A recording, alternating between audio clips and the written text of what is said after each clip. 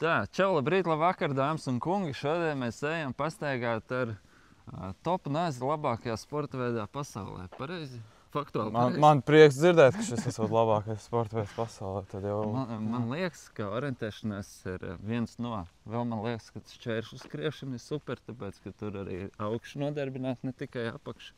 Bet, redz, orientēšanās sportā vēl tā galva bišķiņ nodarbināt, un tad vispār super. Jā, es teiktu, ka ļoti labs sporta veids visiem. Viņš arī vienmēr notiek pie dabas ārā. Jā. Nu, reizēm gan arī pilsētā, bet galvenokārt mēs esam mežā pie dabas. Tas jau vien veselīgi mūsdienās. Tu esi mežā pats ar sevi, kartu un kompasu rokās. Tad pāris stundas dienā tu esi arī bez telefona. Tas bieži negadās. Tā kā tāds detoks no visa, nedaudz varētu teikt. Nu jā, orientēšanās sports ir tāds,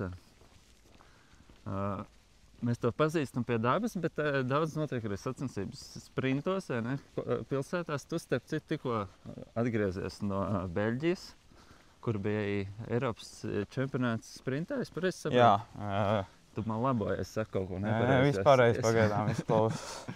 Nu, pastāst varbūt, lai mēs iesildamies sarunai, parunājam par aktuālo, kā tev gāja. Čau, sporta draugs, paldies, ka tu skaties aplīšu sarunas, un man tev ir viens lūgums. Ja tu varētu sagatavot aplīšu sarunas, nofilmēt, samontēt, visu sagatavot prasa ļoti daudz laika un darba, un tas ir mans mazais centiens darīt kaut ko labu Latvijas tautas sportam. Un, ja tu varētu piespied, lūdzu, subscribe mūsu YouTube kanālam vai Spotify. Tev tas neko nemaksā, bet man tas ir ļoti svarīgi. Tas ir tā kā atbalsts arī mūsu kanālam, un ļoti novērtēšu un priecāšos. Un, jā, paldies, ka skaties, un tagad apakaļ pie epizodes. Varbūt man rezultāti nebija tik labi, kā es cerēju, gribētu. Bet orientēšanās mūsdienās tāds sporta veids, kur, ja tu gribi sagatavoties tieši sprinta čempionātam, tev ir jāskrien daudz sprinti, un tev jābūt stadionā tikpat ātram būtībā kā Latvijas rekordi stadionā vieglatlētikā. Un man vairāk noteikti patīk meža orientēšanās, un es tam esmu visu dzīvi daudz vairāk gatavojies, tāpēc, jā, labākais mans sasniegums bija Eiropas čempionātā 10. vieta stafetē, kas laikam ir labākais sprints stafetē, kā mēs jebkad esam noskrējuši. Un knockout sprintā es paliku 31. vietā, kas ir, jā, diezgan normāli, bet, protams, gribētos labāk. Bet, jā. Un 31. Eiropā, tas liekas, vienmēr jau liekas, ka kāds ir 3. 10. Tad tā, vai ne? Bet tas tomēr ir tur, pasaules top atlēti tur skrien, vai ne? Jā, kā uz to skatās, protams. Tur citos sporta veidos nav nemaz 30 dalībnieku vai kaut kas tāds, bet, jā, kad tev 150 cilvēki iziet uz startu tajā dienā un 10 sekundžu kļūda tev visu maina, tur, nezinu, 20 vietas, tad, jā, tie rezultāti blīvi un viss ļoti var atšķirties. Ok. Knockout sprints sanāk, tur notiek kvalifikācijas un tad izslēgšanas un tādā garā, vai ne? Jā, tur bija, pirmajā dienā bija jāskrien apmēram 10 minūšu kvalifikācijas skrējiens, kur iekļuva tālāk labākie 36, un tā kā uzvarētāji varēja atpalikt to 10 minūšu laikā 20 sekundes tikai. Tā kā viss ļoti blīvi un tā tas notiek. Un tad, jā, nākamajās dienās tā kā slēpošanā diezgan līdzīgi, tā kā izslēgšanas princips, kad tad sadala skrējienos pa 6 un 3 tālāk tiek labākie. Distance vienādi tur bija, tas būtībā tāds skrējiens, cross, nezinu, kā to nosaukt varētu, kad, jā, diemžēl tur tālāk nesanāca tikt. Nu labi, tie, kas tur uzvar, tie, tu saki, jātrenējās stadionā, vieglatlētikā. Tie principā ir vieglatlēti vai orientieris, kas pāriet uz šo specializējas? Ne, visi jau ir orientieristi, bet viņi arī ļoti labi skrien stadionā, teiksim. Ātrākie 3 km skrien zem 8 minūtēm, kas ir, es teiktu, ļoti ātri. Un tā kā... Pat cik tu skrien? Es par 8.47 vēl neesmu ticis ātrāk. diezgan tas, jā, tā, bet es arī neesmu tik daudz tam gatavojies teikt, protams. Orientēšanās sports ļoti ātrs un tā, bet man vairāk patīk mežā takās, Nu jā, ārpus tā visa. nu jā, orientēšanās tradicionāli tomēr ir meža sports. Varbūt no sākuma izstāst, kā tu vispār nokļuvi šajā sportā? Es mācījos Saulkrastu vidusskolā un tur manas pirmā sporta skolotāja bija arī orientēšanās treneri, un tad jau tā kā visiem vajadzēja kaut ko pasportot, kaut kādus sportus, un bērnībā es izmēģināju visus sporta veidus būtībā. Es arī tepat tās kamaniņu sportā trenējos Siguldā kādu laiku. Visu futbolu, basketbolu, bet jā, man kaut kas ar skriešanu vislabāk laikam patika kaut kā tā. Un tad kaut kad sapratu, ka tā orientēšanās tas, ko es gribu darīt un kas man padodās arī noteikti. Jo piedalīties jau daudz kur var, bet tas padevās daudz labāk nekā vispārējais. Un tā kaut kā turpini. Kaut kur kādu rezultātu labāk, un tad jau saprotu, ka to dzīvi vairāk vēlēs saistīt ar orientēšanās sportu. Un cik gadus tu esi tagad tādā elitē? Tagad man ir 27 un orientēšanās sportā no 21 sāks, kad tu tā kā pieaugušo grupā sāc skriet, tad varbūt varētu no tā teikt, bet pavisam nopietni teikt, kādi 3-4 gadi, tā kā, kad es tiešām to daru. Tā kā es gribētu nevis tikai vairāk kā tāds ļoti liels hobijs. Nu labi, tā kā tu biji vēl jaunietis vai bērns un sāki sportot, tev motivēja tie rezultāti? Vai kaut kā pats sports un tas, ka, nezinu, brauc nogalēs uz sacensībām dabā un... Jā, īstenībā kā bērnībā es baigi, laikam jau bērnībā arī man motivē tie rezultāti, jo bērnībā Latvijā man sanāca labi un biežāk es biju uz tiem piedestāliem nekā viņiem blakus. Un, arī bērnībā es teiktu, ka sportā man patīk tas, kad tu vari uzvarēt un mājās atbrauc ar to kaut kādu kausu vai kaut ko. Tas ir daudz patīkamāk nekā vienkārši tāpatās. Protams, man arī patika skriet mežā būt un tā, bet jā, tie rezultāti ir tas, kas motivē visvairāk laikam. Es arī bērnībā trenējos orientēšanā. Man laikam vairāk patika tas tusiņš. Jo, es nevarēju atpoties ar piedestāliem diezko bieži. Bet, jā. Jā, man kaut kā sanāca, kad augstos tur nebija kaut kādā vecumā tik daudz tie sportisti, kas gribēja kaut ko, tad tas bija vairāk uz vecāku entuziasmu. Un tad tev tie tusiņi nesanāca tik daudz, vai tas kopējie treniņi vai kaut kas tāds. Tev vecāki arī palīdzēja būt iesaistīties šajā sportā? Viņi paši nekad nebija neko orientējušies, nekas tāds, bet jā, viņi noteikti palīdzēja man, vadāja mani ļoti daudz visu kaut kur un varu teikt tikai paldies viņiem par to. Nu labi, tagad tu esi elites džeks, tu esi profesionāls sportists? Tu ar to domā, ja tu dari vēl kaut ko, lai nopelnītu iztiku? Jā, es nevarētu savu teikt pilnībā saukt par profesionālu sportistu, tomēr kaut kādu laiku gadā man ir jāstrādā, un arī pēdējos gadus esmu Francijā ziemā bijis un tur strādājis un trenējies. Bet jā, vasaras sezonā, kad ir sezona, es pēdējos gadus neesmu strādājis un tad es varu galvenokārt koncentrēties tikai sportam. Pastāstīsi, ko tur dari tajā Francijā? Es vienam pazīstamam orientieristam tur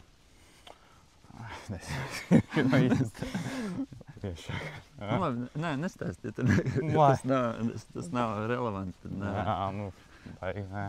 Okay. Nu labi, bet orientēšanās sportā, man liekas, ir vairāk, kas ir pamanījušies tiešām būt profesionāli sportisti.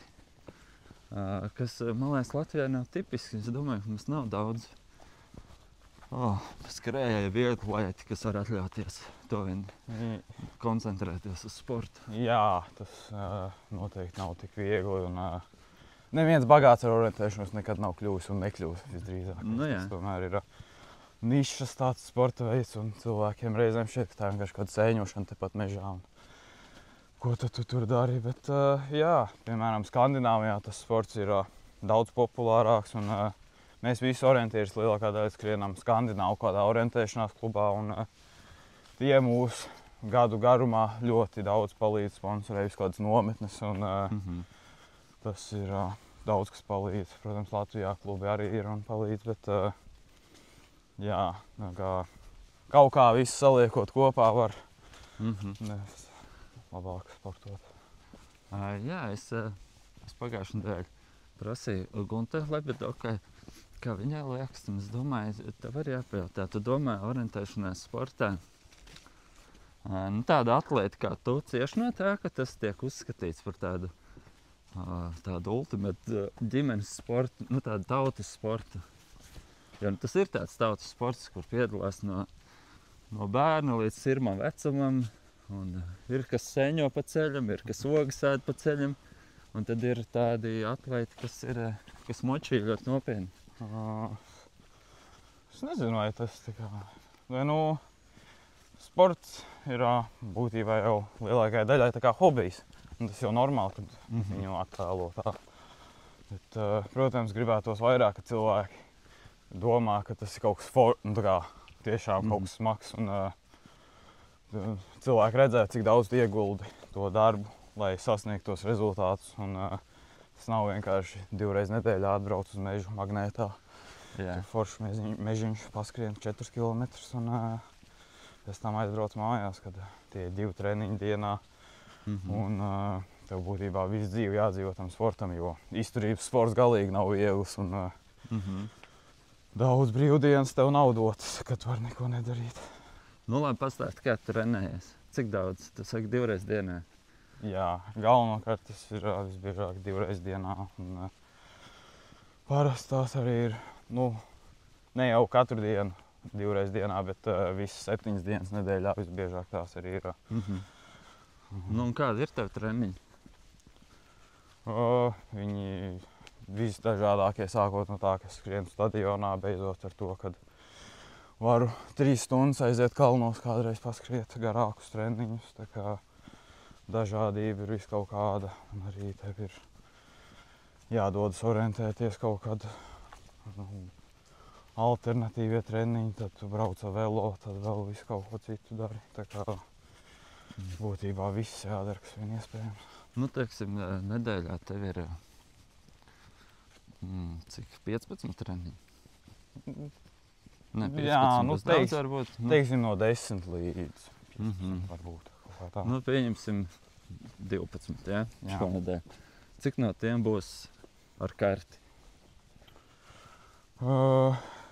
Ja es esmu mājās, piemēram, tagad Latvijā, tad tas būs mazāk, jo tās kartes jau tik bieži jaunas nerodās. Un visi skrietie apvidi ir izskrieti. Uz Latvijā tad pieņemsim tie 2 treniņi nedēļā. Vai, ja ir sacensības brīvdienās, tad tie ir 2 pieņemsim nedēļas vidū un vēl 2 sacensību dienas. Ja tu esi nometnē, tad visdrīzākais tie būs gandrīz visi treniņi reizēm kartē. Tā kā, kad tu vienkārši katru dienu 2 reizes dienā skrien kartēs. Bet, jā, pārsvarā tas nav tik daudz arī. Galvenokārt orientēšanos es uzskatītu, ka tā ir skriešana un visvairāk ir skriešanas treniņi tam arī visam. Un kāds vingrošanas un spēks, kaut kas tāds arī? Jā, tas ir kādu sezonas laikā 1 reizi nedēļā, 2 reizes par reti sanāk, diemžēl. Es pasaules aktīvākais vingrotājs. Un tu saproti, skrējiem nepatīk vingrot. Es maz tā uzskatu, jo man nepatīk. Okay. Skrien vēl tur kustībā un viss mainās, vingrojot zālē, tu tur labākajā gadījumā skaties sev spogulī. Jā. Ok. Nu, un par, kad domāju, tev nesanāk, es nezinu, 3 nedēļas paskriet ar karti, tu ierūsē uzreiz bišķiņu? Jā, jā, tā varētu būt. Bieži gan negadās tā, kas tik ilgi nesmikartē, bet jā, tās orientēšanās rutīnas, kā tu to dari, tas viss nedaudz pazūd. Un vairs nenāk tik automātiski. Tev jāsāk daudz vairāk domāt par lietām apkārt, kas kā jādara. Un, jā, par labu orientējumu nekļūsi sēžot pie datora un skatoties kartes. Tikai, protams, tas palīdz, bet kamēr tu nedodies tenī apvidū, tas neko nedod. Un, salīdzināt arī Latvijas ar kaut kādu Skandināvijas vai Spānijas apvidu arī grūti. Tie katrs ir daudz savādāks un tev jādodas bieži nometnēs tur, kur ir tie čempionāti vai sacensības, lai tur labāk sagatavotos uz vietas, nevis mājās Latvijā. Tomēr, cik akmeņus tu esi redzējis Latvijā mežā vai klintis? Jā. Es atceros, man pirmais tāds pārsteigums bija, kad es biju sīks. Mēs aizbraucām uz Norvēģiju. Un tad visa tā karte ir uz kalnu nogājusi. Vienkārši tāpēc, ka tur viss sādāk tā kalna nekā mums. Un tad uz tām augstuma līknēm tu skaties un tev vispār neko nesaproti, jo viss tas karte ir vienās augstuma līknēs. Bet nebija kaut kā tik traki, kaut kā jau tur iztaustījāmies. Bet, protams, jā, kur tev ir tādi, kur tu teiktu, kur ir visinteresantākie apvidi, kur tev visvairāk patīk skriet? Man laikam patīk kādā Šveicē, teiksim. Tur ir lieli kalni. Augšā kalnos jau vairs pļavas ir tikai ar Alpu govīm tiešām. Tā kā tajā šokolādes reklāmā. Jā, tur ir viss. Tas ir interesanti. Bet, jā, Skandināvija arī reizēm ir ļoti jauki tāda apvidi, kur ir viss ar akmeņiem. Un tu skrien pa akmeni, piemēram, tas jau tā kā ir ļoti forši, nevis kā pa dziļām sūnām, kur nevar tikt cauri. Jā, apvidi daudz un dažādi visā pasaulē, bet man laikam patīk tādi kalnaini ļoti. Kad tu paver galvu uz augšu, tu redzi ļoti skaistus skatus. Nepatīk gan, kad jātiek tanī kalna augšā. Tas gan ir grūti, bet jā, kaut kur kādu skaistu skatu man ļoti patīk. Ok. Ir kaut kur tev nepatīk tādā pasaulē? Nav jau tā, ka ļoti nepatīk kaut kādā apvidi, bet biežāk jau tādi vasaras vidū zaļi Latvijas apvidi, kur jālien pa nātrēm līdz galvai nav baigi patīkami. Jā, bet tas skaisti kaut kāds. Tā kā tu vakarā gribi aiziet gultā gulēt, bet tu viss kasies, nav tik forši.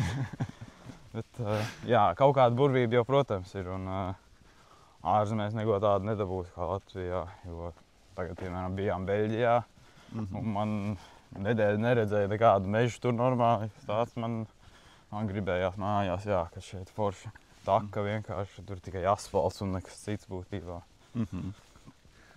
Ok. Ir kaut kāds apvids, kas tev var vēl pārsteigt?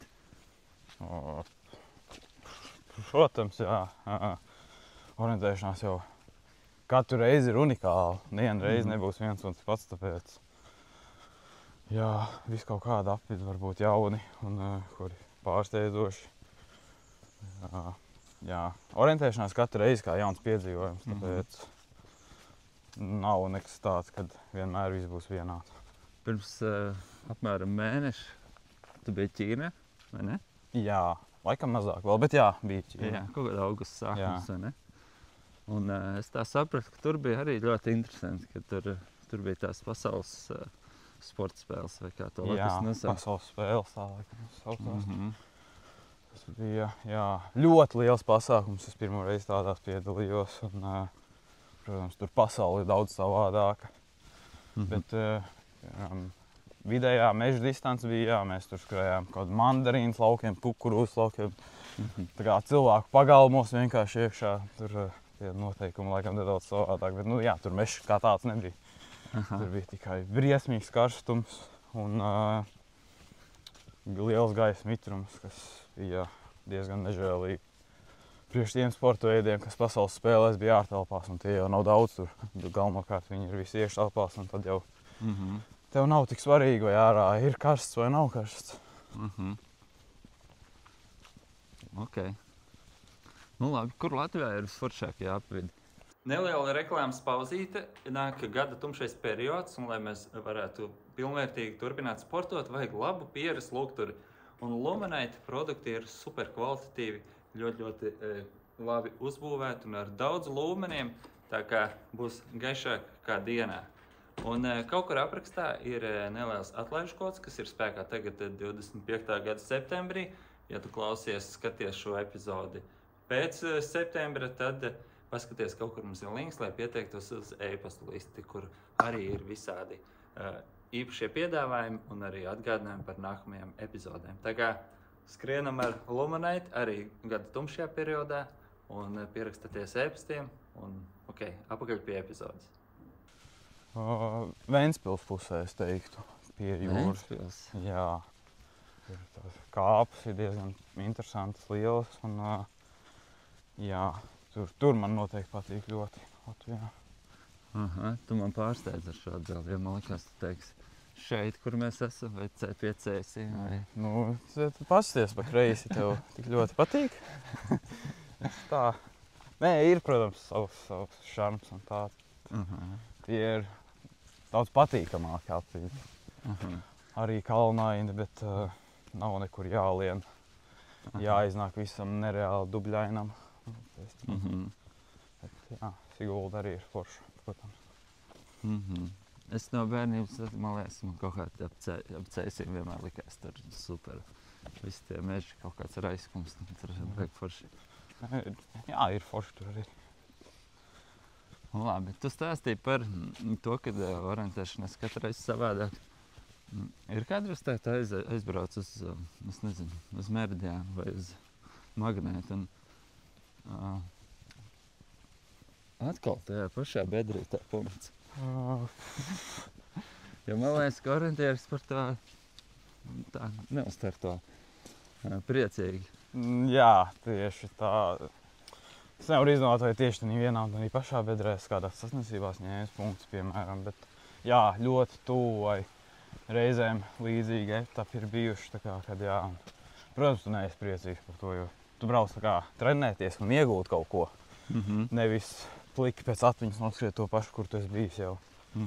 Tāpēc arī reizēm ir tā, ka Latvijā tos orientēšanās treniņus neaizvod tik daudz, jo tas Siguldā ir forša apvidus, bet tu viņā esi tik daudz skrējis. Vēl diezgan bieži brauc tāpatās skriet treniņus pa kalniem, tad jau tu būtībā zini visu un tikai pēc atmiņas dodies kaut kur. Tu bieži kļūdies? Jā. Jā? Ja tādas līdz minūtes kļūdai teikt, tad bieži. Ja tā kā lielāks kļūdas, tad teikt nē. Ar to līmeni augtās prasības, ko tu uzskati par kļūdu. Jo labāk skrien, jo arvien mazākas kļūdas un nianses jau ir svarīgas. Tāpēc varētu teikt, ka es kļūdos, jā, bieži. Vai arī nē. Nu, tas kā uz to skatās. Nu, tu saki jā, tad tu esi vienkārši paškritisks droši vien. Jā, es domāju, ka es neceļu savu gaisā kaut kur nereāli augstu, ja es tur neesmu. Nu labi, tu vari pastāstīt, kā tu orientējies? Tu vari, teiksim, pieņemsim, mums skatās kāds, nezinu, 16-gadīgs, 14-gadīgs orientieris, kuram baigi patīk, bet nesanāk. Sanāk daudz kļūdīties. Tev ir kāds tips un triks vai kaut vai izstāst kaut kādu tavu metodi kādu daļu? Jā, tas 5 minūtēs neviens nekad nav iemācījies orientēties. Es orientējos, nezinu cik ilgi jau, gandrīz 20 gadus. Gunza Levedoga vispār visu dzīvi. Viņa tāpatās, kad jau kļūdas, un es arī kļūdos, bet orientēšanās nekad tev nesanāks, ja tev nebūs plāns uz katru punktu vienmēr. Un tu nesakos līdzi, kur tu esi kartē, jo kad cerēt kaut kur skriet un vienkārši ieraudzīt punktu nav labākā stratēģija. Nē. Tā kā, jā, tev vienmēr jāzina, kur tu dosies un kur būs punkts. Un kā tu uz to nokļūst, tie būtu tādi ātrie, vieglākie padomi. Jo mācīt orientēties par stundām un mēnešiem, gadiem. Un tāpat tās nevienmēr sapratīs visu, kas kā domāts. Un katra situācija ir unikāla šajā sporta veidā, tāpēc... Nu labi, bet tu esi arī ļoti ātrs un līdz ar to nav tā, ka tu stāvi un pēti karti un domā tā, tagad mans plāns uz nākamo punktu būs tas un šitā. Īsnībā tā nav tā, ka elites orientieris nekad neapstājas punktos vai, piemēram, ja tu neesi izplānojis, tad tev ir jāapstājas, jo tev ir jāzina, kā tu nokļūst arī nākamajā punktā, nevis tu skrien vienkārši kaut kur. Tāpēc, jo vairāk gadi, jo iespējams biežāk mēs apstājamies tajā mežā un izdomājam, kā tiešām nokļūt punktā. Jo tās 2 sekundes, ko tev šķiet, ka tu iegūsi, tas nekad tā nestrādā galvā. Labi, bet tu tā kā, teiksim, labi, tagad mēs šitien paņēmām punktu, mums ir plāns uz nākamo, bet mums tas etaps tur ir kilometru. Cik tu skrienot skaties, vai tu piestās vēl kaut kur? Nē, pēc tam skrienot. Vai tu atceries, kam jābūt pa ceļam? Tas ir orientēšanās grūta lieta, bet tu jau skrienot arī pa mežu, klūpot un krītot, skaties kartē joprojām. Nu jā. Tā tu sako līdzi, kur tu esi. Tad tā skrienot tu nestājies, jo kaut vai skrien pa kartu un nogāz lejā, tu tāpatās kaut kad mēģini pastīties un kartē skrienot. Kaut kad, ja sanāk, tad kontrolpunktā tu piestāji reizēm, vai arī, tā kā tu esi pazudis, tad gan jāapstājas un jāizdomā, kur tu esi sadarījis kādas muļķības atkal. Labi, tādā mēs sākām runāt, mēs runājam par sprintu, kur tikko bija, tu teici 10 sekundes un visi tur esi atpakaļ. Tādā normālā vidējā distancē. Un cik daudz tu zaudē laiku, ja tu kļūdies? Tāds standartā. Parasti jau tu nekļūdies vairāk par kādu minūti. Pa visu distanci? Pieņemsim, ka ja tu nokļūdies vēl kādu minūti, tad tu esi labi noskrējis to video distanci, teiksim. Kopā visu salasot. Ja jau vairāk, tad visdrīzākais tas rezultāts tev neapmierinās. Un, tas jau ir pa daudz, cik var kļūdīties. Ideālā gadījumā, protams, tu nekad nekļūdies un viss sanāk ideāli. Nē, es atceros bērnībā, kad noskrējām distanci, tad mums treneri lika zīmēt, kur mēs esam bijuši un reiķināt, cik mēs katrs esam zaudējuši to laiku. Un tad es tur uzzīmēju uz apkārtam punktam, kurus tur esmu vadījies un tur pieņem, ka tur, nezinu, 3 minūtes zaudēju. Un tad man bračku zīmēja un tur tāds mazs līkumiņš, tur 10 sekundes zaudēju. Un es tās 10 sekundes droši vien uzskatītu perfekti. Jā, tur tā lieta. Ja tu tās 10 reizes uz katru punktu veic, tad jau tās ir minūtes beigās. Tas arī ir daudz. Labi, bet tagad pieņemsim, ja tu paņem visas savas šī gada startus un salas visur, kur tu esi kļūdies. Tu varēsi varbūt izdarīt kādus secinājumus, ka visbiežāk tu kļūdies tad un tad. Reizēm pēc sezonām apskatoties visu kopā, kas kā notiek, protams, var sadalīt kaut kādas savilkt galus un saprast, kā tās kļūdas rodas, bet diezgan bieži arī tā, kad viņas nav izteikts, kad, piemēram, no kompasa aizskrien nepareizi vai tu pēdējos 100 metros etapā nokļūdies vai bieži arī cilvēkiem, kad viņi kļūdās tikai distances sākumā vai beigās, kad ir stress kaut kāds vai pa vidu. Bet tas vienmēr nav tik izteikti. Bet kas ir tavs kļūdas šobrīd? Es vienkārši domāju, ka mēs šo interviju varam izmantot kā iespēju uzlabot tos rezultātus. Es tevi provocēšu. Jā, tagad Eiropas čempionāta pēdējā startā, piemēram, man bija tas, kad es nespēju pietiekami daudz apstāties tajos punktos un izdomāt, kā tikt uz nākamo. Vienmēr grūti sevi piespiest, ka tu vari turpināt skriet. Tāpēc, kad ir tas sprints un tas šausmīgi katra sekunde ir tik svarīga, un tad psiholoģiski grūti sevi saprast.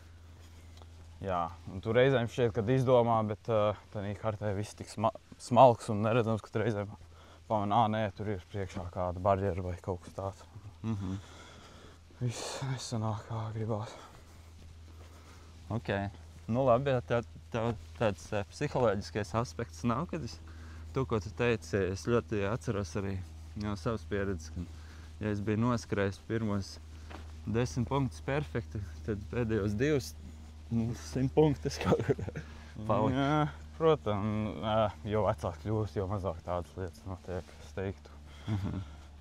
Agrāk es, protams, atceros, ka tā tiešām bija, ka tu jau tur sadomājies, kad viss ir riktīgi labi, tūlīt būs viss, bet un tad tu kaut kur paliec arī mežā, bet ir nācies dzīvē zaudēt pāris labus rezultātus šādi, bet jā, tas tā vairs īsti nenotiek. Tas kaut kā ar pieredzi tu spēji joprojām darīt tās pašas lietas orientēšanās, kas jādara uz katru punktu. Un, ja tu izdari savu darbu pareizi uz katru punktu, tad jau teorētiski tā orientēšanās nav tik grūti, jo tev ir karte, kompass un parādīts, kur ir punkts nākamais. Tev tikai jāizpildīs. Teorētiski, jā, bet ir citi sporta veidi, kas tur liekas vēl daudzreiz vieglāk. Tur, teiksim, biatlons, kur ir mērķis, tev plinta un blies pa mērķiem, vai ne? Bet, jā. Bet visi zina, kas skatās, ka dažreiz tas kāds psiholoģiskais aspekts un stress tur viss spēlē lomu. Galīgi nav viegli viens sporta veids. Lai tu būtu labs, ja kādā sporta veidā tas nav viegli. Nu labi. Tad, ok, pieņemsim, es tev vēl pateicināšu par šitā pašu. Sprintā, ok, tu pieļāji kļūdas, jo tu nesabremzēji sevi, bet, mežā? Mežā bieži jau tie objekti ir zīmēti kartē, bet tu jau nezini, kā viņi izstīsies dabā. Tev gadās viņus uztvert savādāk, nekā viņi izskatās. Tur tā klintiņi ir daudz garāka dzīvē, piemēram, nekā tev kartē šķiet. Un, tu ieskrien līdzīgā situācijā un pieņem to par pareizo. Un, tad, piemēram, tu kaut kur paralēli skrien kādus 200 metrus blakus. 200 jau daudz, bet 30 metrus blakus un meklē kādā citā ielokā punktu. Vai, kaut kā tā nedaudz nepareizi kompasu izmanto kādā brīdī un tu jau esi kaut kur šķīvi. Jā. Nu labi. Ir kaut kas tāds, ko tu apzinies, kas tev vēl, lai tu tiktu dabūt sev vēl nākamajā līmenī, kas tev jāpieliek? Tā kripatiņa no viss kaut kā varētu teikt. Bet, jā, pēdējos gados, diemžēl, man ir traumas visvairāk pievīlušas līdz maniem rezultātiem, kādus vēlos sasniegt.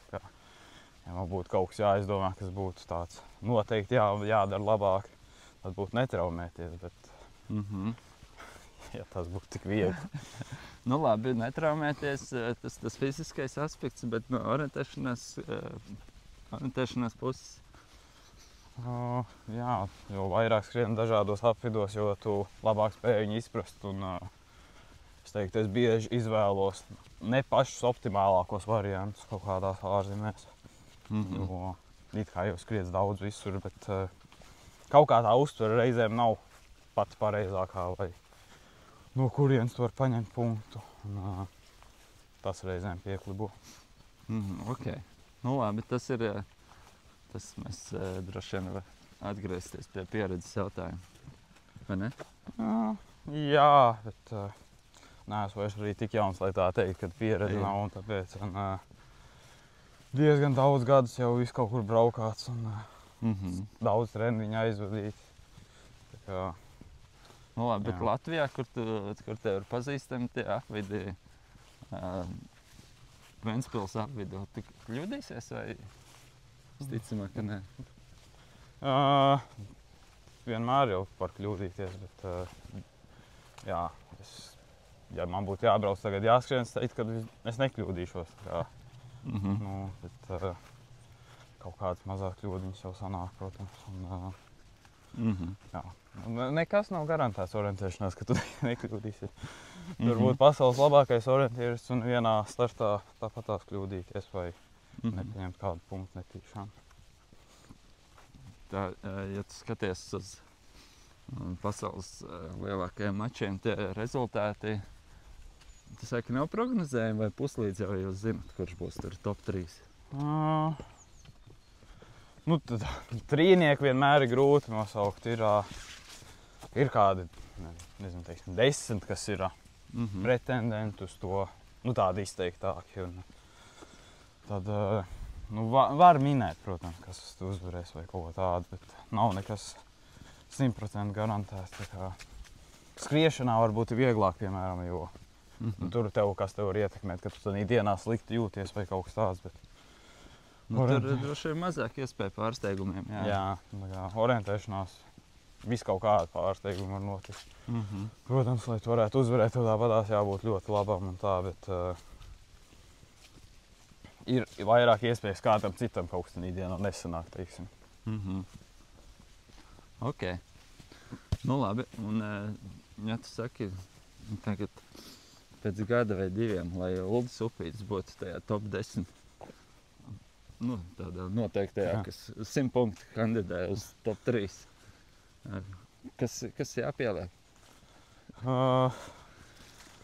Nedaudz ātrums, nedaudz precizitāte uz katru punktu, un tad jau tas vairs nav tā tik nereāli, nu, ne nereāli, bet tā varētu nebūt. Nav tik viegli tajā sportā kļūt labākam, ja tas tā kā... Es saprotu, jā, tāpēc es tev tincinu. Jā, pirms 2 gadiem bija 18. pasaules čempionāts garajā distancē, tad es domāju, ka šogad bija čempionāts Somijā. Es domāju, ka es noteikti cīnīšos par to 10. un tādu. Es biju traumējies un es vispār netiku līdz startam tādā dienā, tāpēc nav tas teikt, ka tā būs. Ok, nu labi. Droši vien, ka nekas neko negarantē, bet kāds tavs plāns uz priekšu? Jā, es gribu pagaidām orientēšanās sportā sasniegt kaut ko augstāku, kā ir izdevies līdz šim, bet man arī pēdējā laikā ir iepatikusies taku skriešana. Es esmu arvien vairāk tādos pasākumos piedalījies, tā kā tas man arī vismaz sāk aizraut un varbūt kādreiz dzīvē gribētu vairāk tur paskriet. Un Stirnbukos mēs tev esam redzējuši. Tu esi kaut kādos arī startautiskos mačos bijis? Nu, Francijā dzīvojot pēdējos 2 gadus ir sanācis nedaudz paskriet tur vietējās taku skriešanas sacensībās, bet tādi lieli startnieki vēl nav bijuši. Tagad pēc pāris nedēļām pirmoreiz debitējuši pasaules taku skriešanas čempionātā. Okay. Kura distanci skrien? Vertikālo kilometru un klasisko kalnu distanci, kas ir 14 km. Ok. Tu gribētu arī kaut kādas garās skriet? Parasti tā kā es izskrien. Nē, pagaidām es domāju, ka nē. Nekad nesaku nekad. Es domāju, viņi visi agrāk teica, ka neskries kaut ko tik garu, bet nē, es nevaru iedomāties, ka tu skrien Montblancam apkārt 20 stundas un jā, nē, tas nav priekš mans pagaidām. Okay. Nē, neko. 30 km man jau šķiet tāds limits, cik es varētu sacensībās skriet un vairāk negribētos. Ok. Nu labi. Attiecībā tomēr uz orientēšanās sportu. Varbūt pastāst bišķiņu. Zini, kā es domāju par to, ko tālāk un kas pietrūkst, jo dažreiz cilvēki arī sportisti, vieglatlēti, citi saka, kad pietrūkst iespējas pilnvērtīgi trenēties, jo ir jādomā, ko ēdīsim, ir kaut kas jāstrādā paralēli, vai tur pietrūkst kāds atbalsts, tur, nezinu, fizioterapeiti un tāpat visādi izdevumi uz uzturbagātinātājiem, viss kaut kas vajadzīgs. Tev ar to visu ok, vai tev arī kaut kas pietrūkst? Jā, es domāju, ka tās problēmas ir tieši tādas pašas kā vieglatlētikā vai visur citur, kad tas finansējums ir tik, cik ir, un Tu vienkārši strādā ar to, kas tev pieejams. Protams, gribētos vairāk vai labāk, biežāk pie fizioterapeita varētu aiziet, vai jā, kad ārsti neko nemaksātu un vairāk tev palīdzētu, biežāk nometnēs varētu aizbraukt. Bet, jā, jācīnās tā kā ir. Un, tā nauda tādā sportā, kas nav olimpiskais sporta veids, un reizēm viņš izstāsta kā sēņošana televīzijā, tad tur nekur baigi daudz nav nekāds atbalsts. Protams, paldies visiem, kas man palīdz. Bet, jā, arī ir jāstrādā reizēm pašam. Kā ir tā sadarbība ar Somu klubu? Kā tas izpaužās?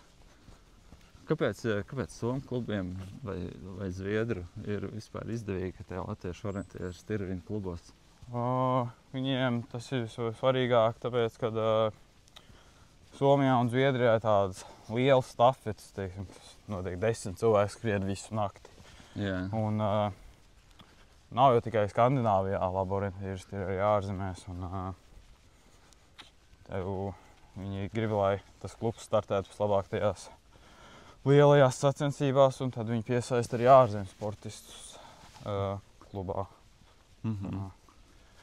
Viņi iegulda mūsos naudu, lai mēs skrietu labāk par viņiem sacensībās, pārstāvot viņu vārdu.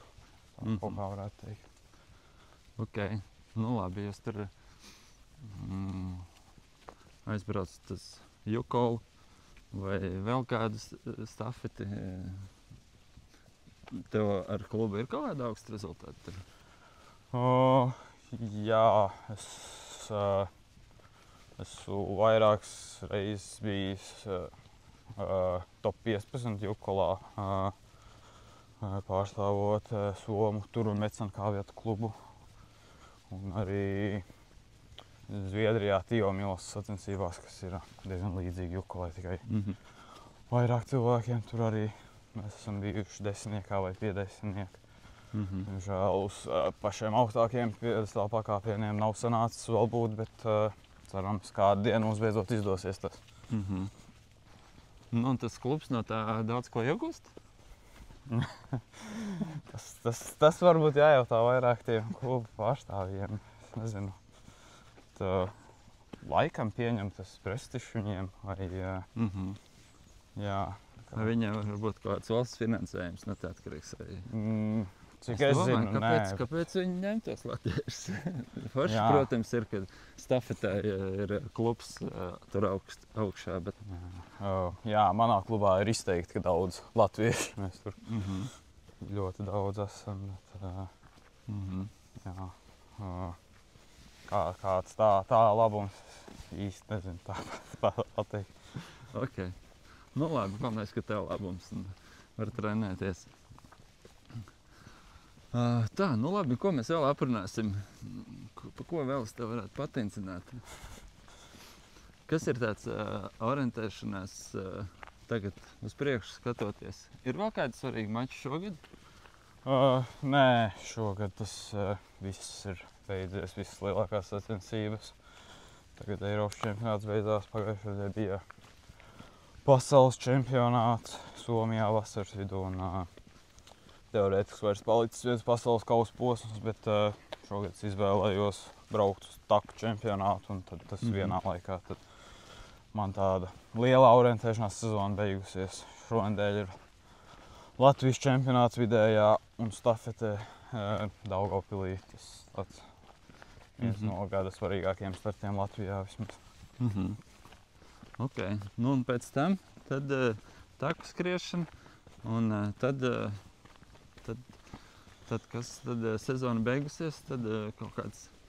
Jā, kaut kādi mazie plāni rudenim vēl ir, bet tāds liels varbūt nav, teiksim tā. Kaut kāda atpūta, un tad uz Franciju strādāt?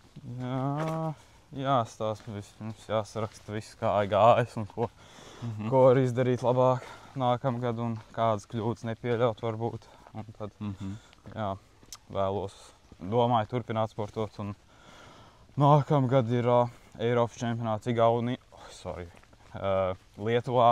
Un tad tuvāk māju apvidum tam gribētos ļoti labi sagatavoties un nostartēt tur maksimāli labi. Ok. Nu labi, Uldi. Mēs būsim atnākuši līdz tiltiņam. Mēs esam Siguldā, tie, kas nepamanīja vai nedzirdēja, vai televizorā saka. Tagad mums pievienojās kaut kādā YouTube droši vien, klausās no sākuma. Es domāju, teikšu tev lielo paldies. Kā varbūt mūsu klausītāji, skatītāji, mēs pieliksim tās sociālos tīklus kaut kur lejā. Varbūt vēl kaut kas, kaut kā tev var atbalstīt vai, nezinu, atbalstīt tavus atbalstītājus varbūt, vai kas tev vēl sakāms? Droši, ja kāds vēlas man atbalstīt vai kādīgi var man uzrakstīt vai paziņot to, satikt man kaut kur dzīvē kādās sacensībās. Labprāt gribētu, ka kāds grib palīdzēt sasniegt mērķus sportā. Un, jā, protams. Jāsaka paldies visiem, kas man vienmēr palīdzējuši dzīvē, no sākot pirmajiem kādiem treneriem, maziem atbalstītājiem un jā, visi, kas man turpina palīdzēt. Nu, labi, Uldi, paldies tev par sarunu. Paldies visiem, kas mūs klausījās, skatījās. Ejiet mežā, skrieniet, orientēšanās pasaules labākais sporta veids. Un, ok, tiekamies atkal nākamajā epizodē. Čau visiem! Au!